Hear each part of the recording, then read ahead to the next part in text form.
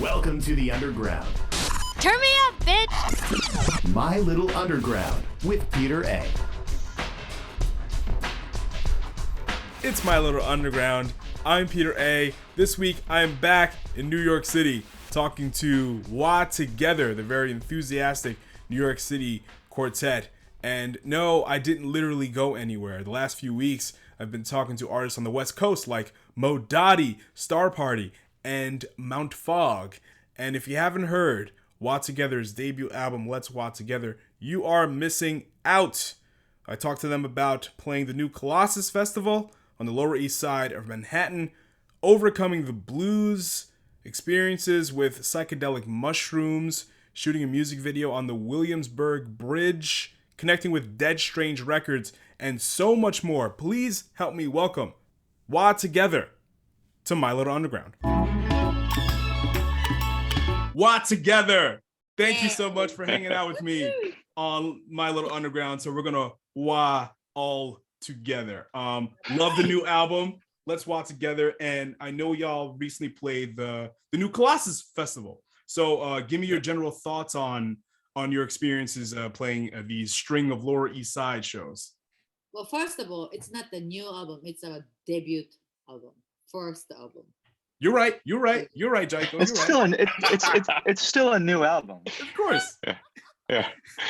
It's both, right? The first baby, not the new baby. Yeah. Okay. The only baby. And we had a blast. We weren't sure. Then it was incredible. We had a great time. Every single one actually, but especially the Marquee Lounge was very, set up so nicely. And we played for a sold out house thanks to the Colossus Festival. It was really great. Yeah, I don't think we had any idea of what it was or if people would be there. And it was a happening. There was like every show was packed, and it felt like it's a proper little festival. It was great. So I love how the Mercury Lounge is set up. Jaiko, you brought a good point up. You walk in and there's like a nice little like seating area. It's gorgeous. I love it. It's such a beautiful spot. Yeah. Pete, did you go to any of the show? Not necessarily our shows, but did you go to any of the shows that week? No. When that was happening, I was still kind of like, scared to go to shows, at that point, like early March, even though I'm vaxxed to the forever, all the vax, everything. But I was like, little scared to go to any shows. But now I'm, if Wah Together puts a show, I'm there, I'll be there. But no, I didn't get a chance to go. I was like, oh, I gotta go to one of the shows on the Lower East Side, but I was like, not yet. Yeah, but it was definitely, if you were having any like questions about it, wouldn't have been good because it was packed and nobody's wearing masks. It was packed. It was definitely had to like just be like, all right, if I'm getting COVID, I'm getting COVID abuse, and some people did. So some people did. There were texts going the next couple. Like remember, like the next week, it was like, oh no, maybe we should go get tested. I know. Oh no! But it worked out. It was all right. We were okay, thankfully. We all escaped. Yeah. That's good. That's really good. On the thing of the Lower East Side shows, right? How is it important for you to play your home base first before you go throughout the country or overseas? Because I'm seeing like some New York bands, they'll go on this wide national tour before playing. Maybe they'll do like one or two New York shows or no New York shows at all, and then come back and do New York shows. So tell me your mentality of putting together your shows. Boy, the number of national tours we've turned down is just so large. Yeah, I mean, I think it's more of like we can't really tour. We don't tour a lot nationally or tour for you, so we play in New York because that's what there is to play. It's more of a what we get, what we're offered. I mean, I guess we could have gone to South by Southwest, but part of it too, it's just way easier for us to play New York. So and that's what was so fun about. We called it the Lower East Side Tour because we wanted it. It was our tour. That's what 2022. We even made tour T-shirt. Yeah. You still have some? Yes. Oh, we need to give you one. I would want. I would size? love one. I would love Large, one. medium, What do you got? either one. Check it out, oh, Pete. hell yeah. That's it. That's me. That's all There's me. the dates. All Yeah. right. I love the color scheme too. You know, blue is one of my favorite yes. colors. And Yeah. perfect. That is perfect. Yes. So Yeah. yeah, that's amazing. We'll talk after. Yeah. Would definitely love a shirt. Oh my God, that's brilliant. Good. But you know, I love that. You know, you did this little Lower East Side tour. You know, you're as local as a local band can get, which is just fantastic. Have you been thinking about, okay, let's do this show in California, let's do this show in Texas? Have you got any offers, or are you really thinking about that? Or are you just like, okay, now let's just stay in New York and just kind of chill for a bit? Yeah, go on, Steve.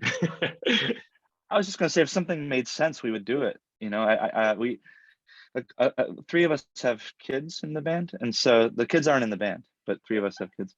Not yet. So Yeah. so far. Sure. Which But three? it just would be a matter of trying to work it out. But we would love to do it. There are little, especially with the new record coming out, the debut record out.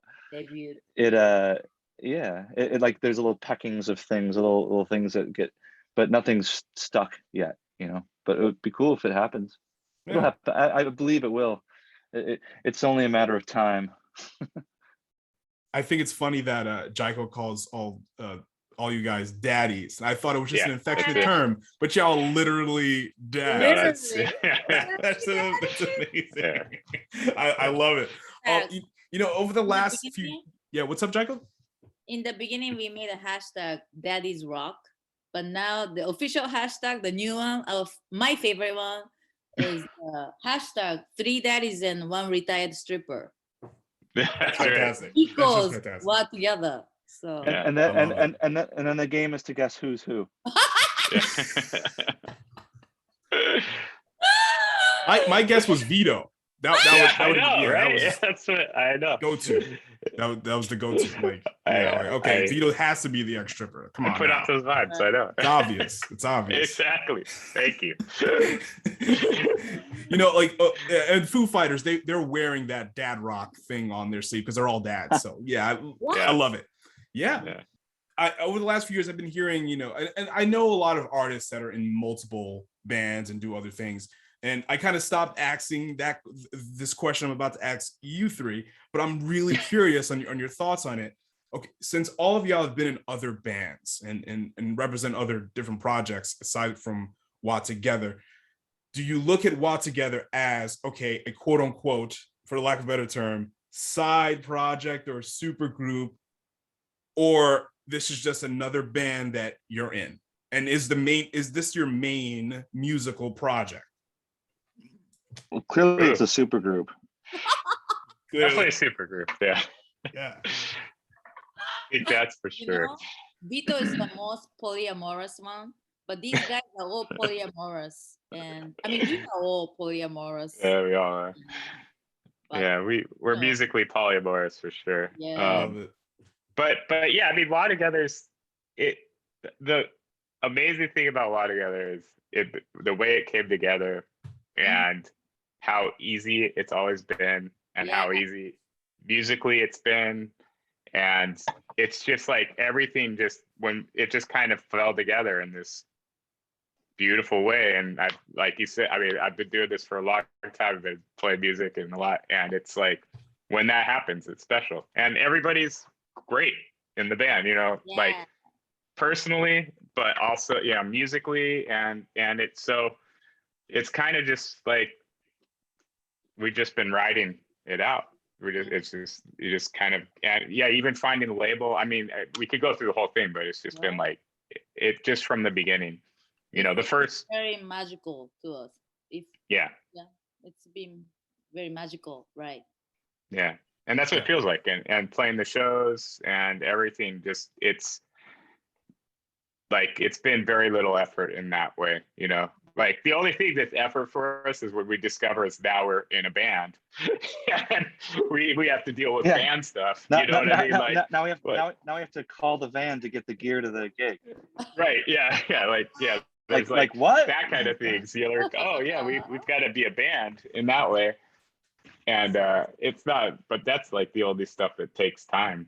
The making the music and hanging out together and all that has just been so natural, and it's great, you know. So I don't know, and I guess that because of that, I haven't even really put much thought into what it is.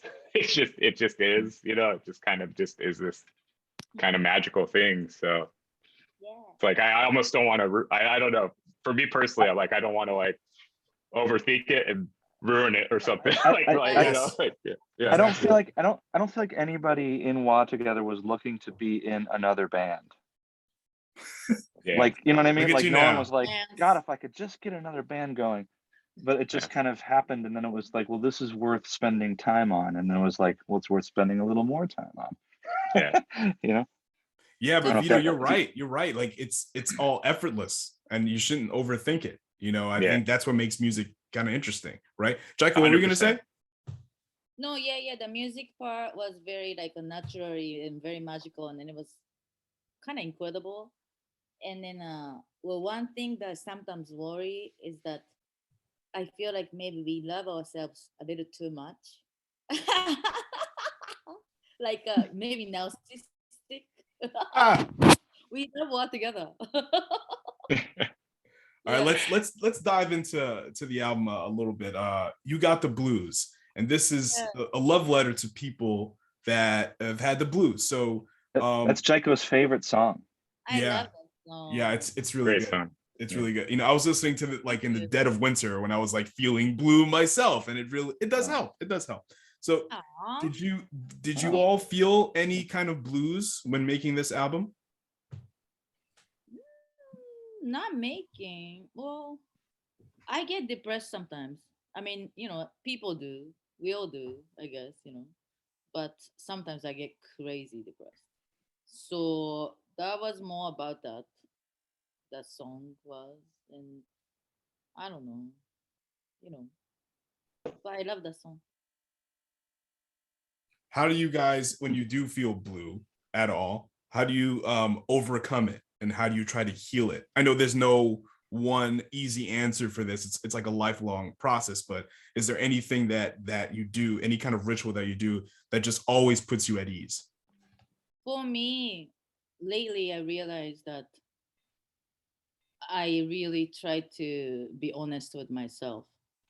Like, you know, try to forget about any sort of like things I learned from people that's in my head, but try to really listen to how I feel or I want to do. You know, like I was like many times I beat myself up thinking that I should be doing something else than what I'm doing now or something like that. But I want to just like, you know, I just try to be honest with myself as much as possible. Yeah. I think that really helps. And the video to this was kind of you shot some of it on the Williamsburg Bridge. And now I've noticed there's a lot of artists that shoot some of their videos on the Williamsburg Bridge. And one time I was taking the M train, and I saw a video shoot happening on the train. What is it about the Williamsburg Bridge that it's attractive to artists and even yourselves?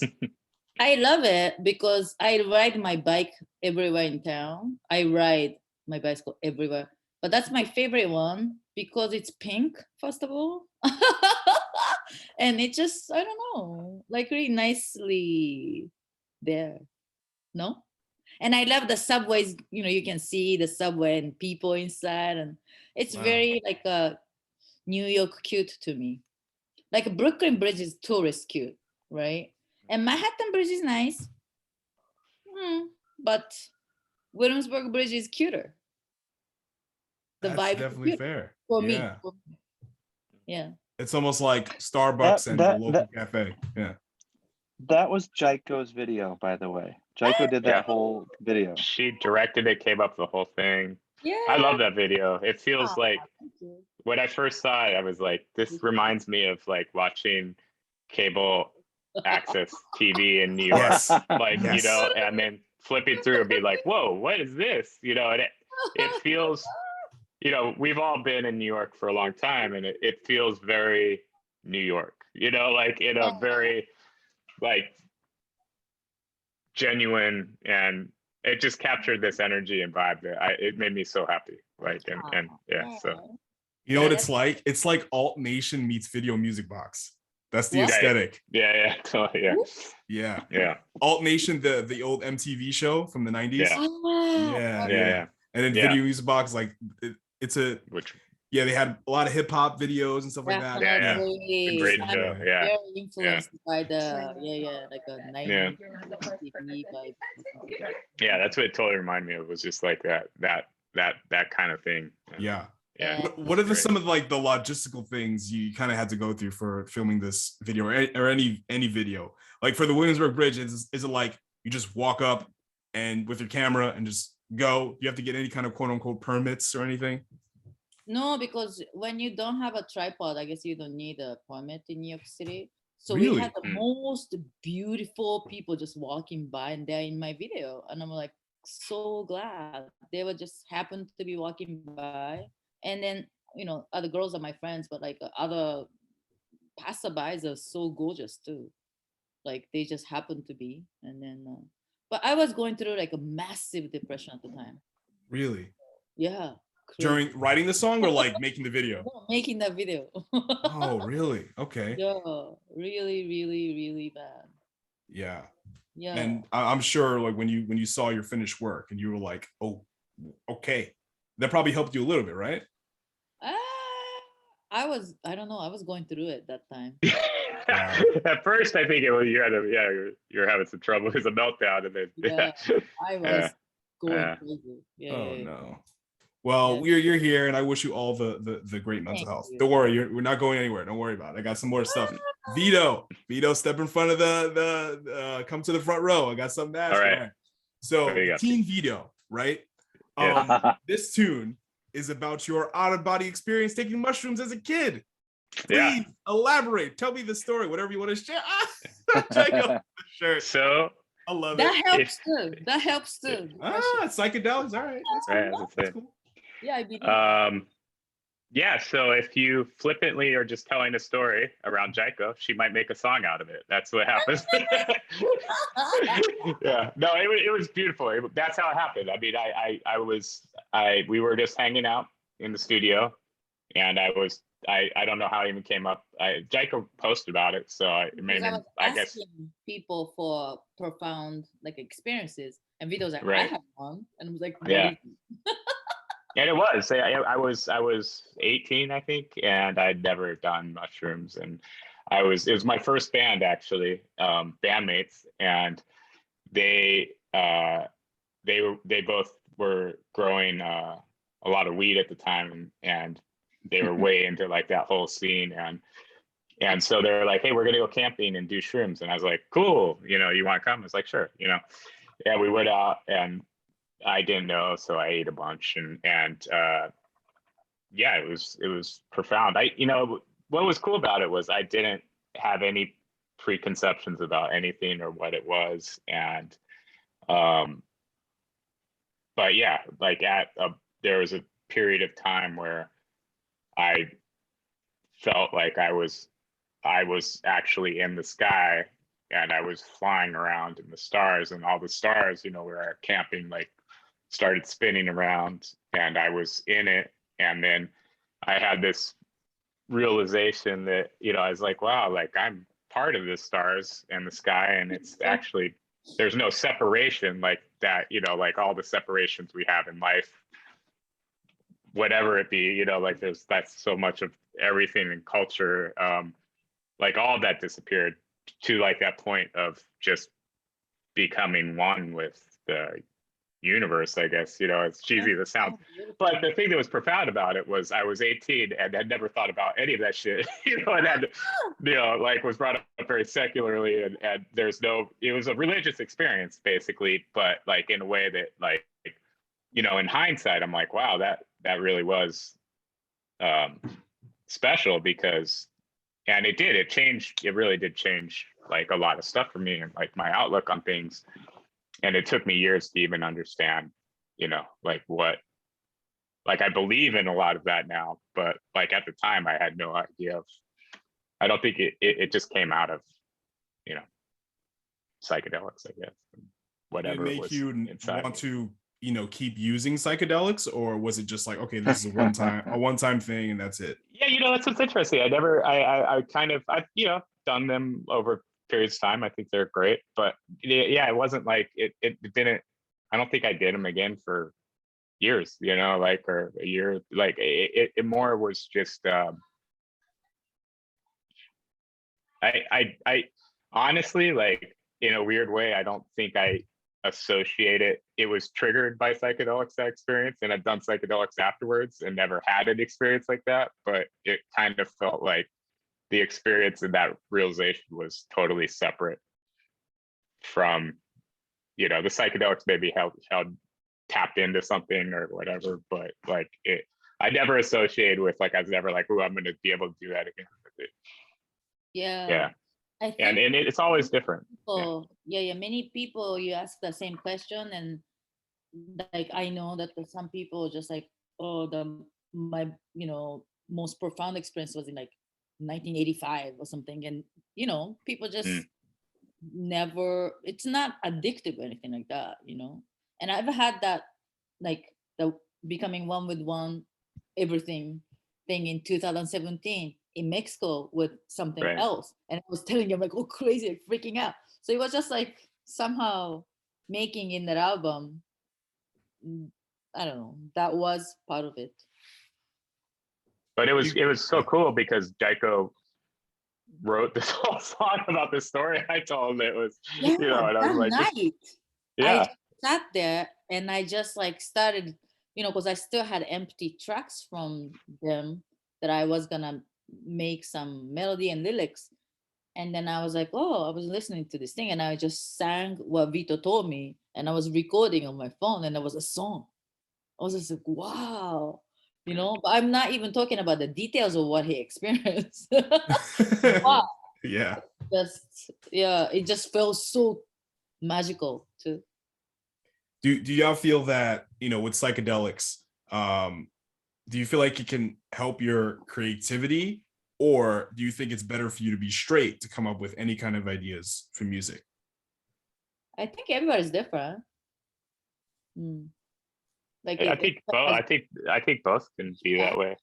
yeah. I'm generally pretty straight, I guess. I've always been pretty straight when I'm creating. But yeah, I don't know. I mean, I think, like, creativity is, I mean, it's such a weird thing, it's so hard to just turn on. So it just kind of, when it comes, it comes. And, Yeah. You can work on it and you could put yourself in the situation to like be creative, but you never know, I guess, when things are going to hit. Yeah, I guess maybe it's the same with music. Like when you're recording music, it's crap in, crap out. If you have a good song, you can add, it doesn't matter what tricks or gimmicks you add to it. If the song by like in its core is not good, then it's not going to be good no matter what you do to it. But yeah, I think good creative is, if you're a good artist, you're a good artist, whatever you're on, doesn't matter. So let's talk about Dedstrange. How'd you connect with the whole team, with Oliver and everything? That was me. Hello, in Steve. the beginning. Hello. Yeah. Well, I mean, that wasn't me in the sense. I just remember seeing that they had started a label and thought that it looked like a friendly and kind of like-minded group of people, and it helped that they were, in my estimation, I thought that they were probably close to the same age, and the fact that they were still excited about music was also very a big selling point. Like, it was like people who have been through this and who are still excited about music. And it was like really positive, right? I mean, I think that kind of describes everybody in WA Together too. Yeah. Yeah, It was another one of those kind of just like how things just fall together. The album had been done, and we were kind of trying to figure out what we were gonna do. And Steve, you know, found them like kind of and was like, "Well, there's this," and it just seemed to make sense musically a ton. And A Place to Bury Strangers, Phil kind of knew Ollie, I think Oliver before, and everybody seemed to know Oliver, but yeah, and there was like, you know, like we liked the band already, and so it like, yeah, to me, like when Steve pointed out the label and I checked it out, I was like, yeah, this just seems right. You know, you just like, you're looking kind of with labels, I think, like in a lot of ways, is just for the right fit musically, and what's like, you know, and enthusiasm, like, you know, like Steve said. So they were, they you can tell they're very excited. Pete, Steven is super excited person, right? You know him? I just felt like as soon as we saw the Instagram, I felt like, oh, we're already on this label. We just have to, we just have to let them know we're on the label. right, yeah. Enthusiasm And is they did. important. We sent them the music, they got back immediately, and you know, it was very like, just like, okay, this is, and they're great. It all made sense because we were already on the label. Yeah, exactly. So nice. Yeah, they've been so nice. Yeah, when Oliver was on here, like Steve, you hit the nail on the head as far as enthusiasm. Oliver is still very excited about music. He has such a glass half full look on music. It's unbelievable. Like most people would be jaded, like, no, he doesn't have that, which is amazing. And you know, you guys have played with them, and you've seen their enthusiasm in the flesh. It's outrageous. It's unbelievable. Yeah. Have y'all been working on this for since 2018, or how long is this album in the works? Decades. Yeah, that's why it's hard to like, it was done quickly in a lot of ways, but then it wasn't finished quickly in other ways. So do you like that whole like, okay, let's slow it down, let's be meticulous about it, or was it COVID that kind of got in the way of all that, of your rollout? Well, we didn't know. I mean, nobody knew. I thought, wow, you know, maybe there will be no more live music in the world. Same. Maybe we'll never play, or maybe this record is never gonna come out. I was very sad. I didn't know. Yeah, but listen, it's out, which is great, you know. But now, like if you look at music, like, okay, do you think that, okay, I'm going to let's take a few years, when it's done, or do you feel like, okay, we should have something done within, let's say, a year? I guess I think it needs to be something we all like. Like, there's no rush to do something, especially, you know, something that's not technically how any of us are making our livings. Like, it's something that we just want to be the right thing that we're proud of. Does that make sense? Like, it's not like it doesn't have to be like, you know, we gotta get this done by, you know, September because there's a tour happening or something. I mean, that's one of the good things about it being not our living or our livelihood, at least, you know, right now anyway. It's that we're not kind of answerable to anybody. We are, in a way, answerable to Dedstrange in the sense that I think they want to do a second record. So, but that just is positive for me. I feel like that's just a reason for us to do another record. I mean, we have a group, literally have a team of people that are enthusiastic about it. And it's, you know, it's something that was like a dad thing that we were doing for fun. You know what I mean? We were still doing it for fun, but that was genuinely like, some dads get their blues band and go and play on the weekend and play and that's great, you know, but our blues band was like a post-punk with a Japanese singer. So, you know, but like, but all of a sudden there's like a team of people. I mean, Dedstrange has a company that's like, it's expanding. There's a company helping to pitch for film and TV that's with the music and stuff. And it's like, if you had told us when we started doing the jams a couple of years ago that became the record, it was like, it would be like laughable. So the fact that there's the fact that we're talking to you even about it is, you know, it's already gone further than it had any right to go in the first place.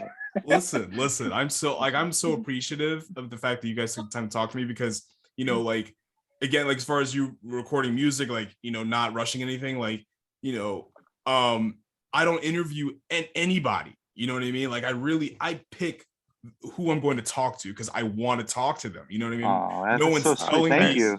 I'm my own producer, director. Like, I pick who I want to talk to. So it's interesting. You have to, like, you know, really, to be a good, you know, to create things that you want. If you want to put out something great, it's like, it's because you really want to do it, and you guys are so busy with everything. It's like, this is a really full-fledged out passion project that's working out for you. 100%. Yeah. There's been that, I guess that, that's it. And Steve, it's like the motivation is simply just to make music and play shows and have fun, you know. And I think, to answer your question about second album, we were just talking before we got on with you. I mean, we're excited, and we've already been writing together, and we're excited to write together and play together more, and just set aside time for that.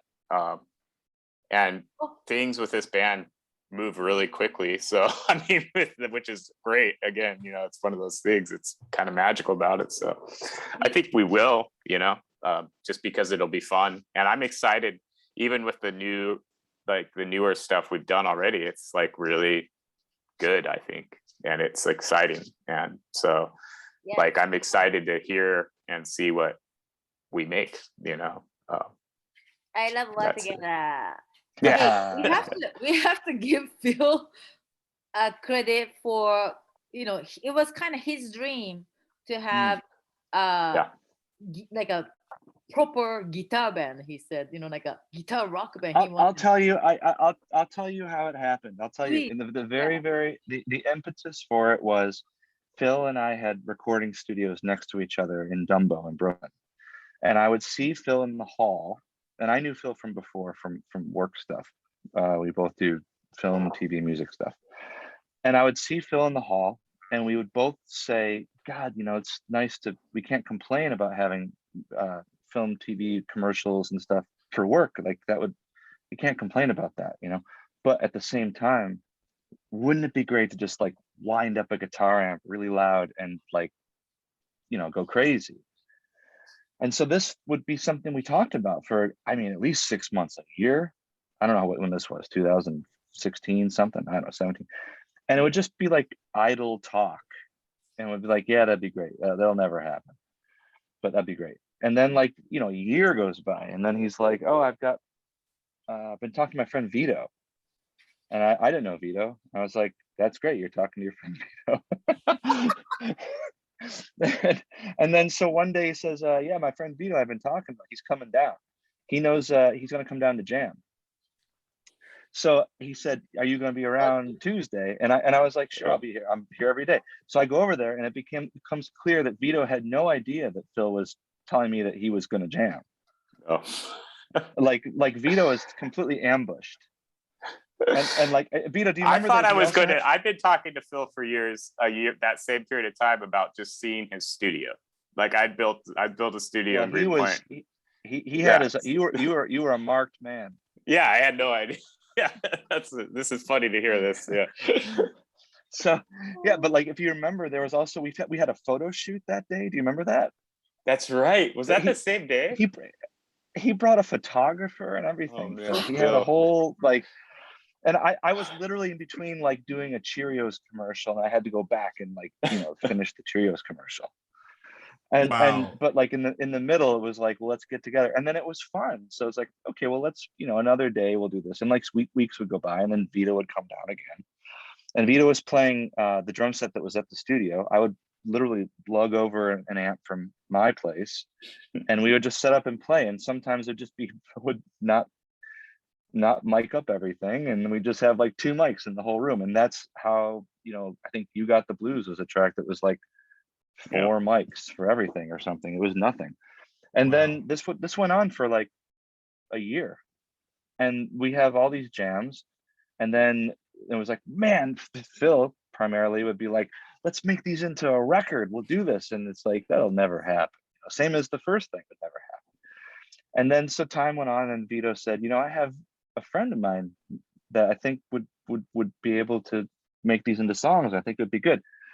And I thought, what's the most unlikely situation happening for like a bunch of jams? It's like that we're gonna make songs out of them, and it's gonna be a record. Like, right on, Vito. Whatever you're thinking. Like sure. It's funny. And then next thing you know, it's like Jaiko sent us back the track Tobu. Yeah, love that song. Oh man. And that was the first one. That was the first one that was Jaiko was on. And I remember I played it for the drummer in Longwave, my band, my other band, another band, some other band. And I remember that he was like, this is really good. And for him to tell me that was like, oh, it's really good. like I could tell that he was like, oh shit, like this is it's not just the email, like, do you think you want to do this? I was like, I felt thrilled, but I've never done like a rock band front woman thing, or I have sang before. I made something before, but not really. Like, Vito sent me only once singing. I'm like, why does he think so? That's so strange, I thought. But then I was excited and I started, and it really literally came to my head, and it bothered me so much that I had to make it. Like, it was crazy. I was obsessed or something. So then I started going to Vito's studio. We tracked my vocal. Then we were like, this is kind of good. That was really good. Yeah. And yeah, like to what Steve, I mean, and like, yeah, for my part in that, like, when we had all these jabs, and Phil was like, we gotta make it, and it was like trying to think of like, well, I think there should be vocals. And I didn't, for me, I was like, if it's like another middle-aged dad, then it'll be fine. But it'll be this kind of dude rock thing maybe, or like, and I just was like, so I had it in my mind, and then I've known Jaiko for years, and she was playing and singing at this space, and it was a like very acoustic, it was with like a very acoustic kind of performance. But I'd never heard Jaiko sing live. Like, I'd seen you with Crystal Arc as a background vocalist, but like live, and I was like, wow, I really love Jaiko's voice. And I love just like, for me with vocals, like, it's so much, it's just like, it's translating emotion, right? It's like, and I was like, wow, Jaiko really, like, there's an emotional quality to what she's doing that is special. And I just saw it. That's how I felt. And so I was like, okay, this with this thing, these two like opposites, and somehow just seem like they really would make sense. And knowing Jaiko as a person, I was like, I think she would be a fantastic performer and singer and front person, because it takes such a weird balance of characteristics to do that, to pull it off. But like, to what Steve said, like, I had no idea if Jaiko had written a song like that ever, or like how, if she's like wrote lyrics, or, knew what a verse and a chorus was, or, any of that kind of like that sort of thing. I couldn't believe I could do it either. I had so much fun just like working by myself, just listening to this empty thing. I was obsessed. It was so fun. But also, it was really, great that, because Vito told me, like, you can do whatever you want. I was just like, should I do it in Japanese or English, or what should I? But he was like, whatever you want. I was like, okay. Because that's really, I'm like that. As long as I'm free, I think I thrive. I don't know, at that time, it was very helpful to not have to be anything but my thing. I love how Japanese is sung on thank you. I love it. I think it's a beautiful language to hear. Like, I'm a big fan of this group Parakeet. You know that band? Parakeet? Parakeet. Yeah. So Yeah, like their front woman, Mariko Doi, she's Japanese, and oh man, when she sings Japanese, I think it's so beautiful. I love it. It's a beautiful language. Yeah. Cool. Yeah, New York band? New York band? No. They're based in England, but they're pretty inactive. But I still listen to them, and I think the language is so beautiful. That and like Spanish, French, like listening to Stereo Lab, and it's just I love it. It sounds beautiful. It's great. Yeah. I think Watt Together's enthusiasm is infectious. I have so much energy now. This is great. No rush in the second album. I'm still loving the first one. That's good. Thank you guys so much for taking time out of your Friday nights. This is your time. Thank you. Plug the album. Yeah, no problem. Thanks, Pete. Plug everything. Let people know how to get in touch with Watt Together, listen to the record, whatever. Right. Yeah, thank you so much, Pete. Yeah, no problem. I hope we see you soon, not in the virtual realm, you know. Yeah, of course. Plug the record. Where can people follow you guys? Yeah. People, be cute. I'm gonna take a picture. Okay. Do it. Move it.